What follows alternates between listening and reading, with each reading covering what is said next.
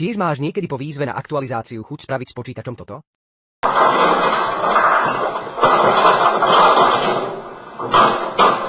Chápem.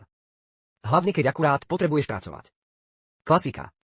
Aktualizácie systému sú ale dôležitejšie, ako si myslíš. Neaktualizovať počítač je ako nechávať tortu na stole a dúfať, že si ju pes nevšimne. Zjedená torta by bola ešte nido proti tomu, čo môžu napáchať hackeri na neaktualizovanom systéme.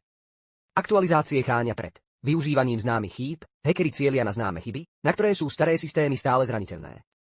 Skenovaním zraniteľností na internete neútočia vždy len ľudia, ale aj programy, ktoré skenujú počítače so starými zraniteľnosťami.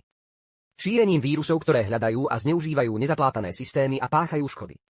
Krádežou osobných údajov, staré chyby umožňujú útočníkom ukradnúť tvoje heslá, fotky alebo prístup k účtom.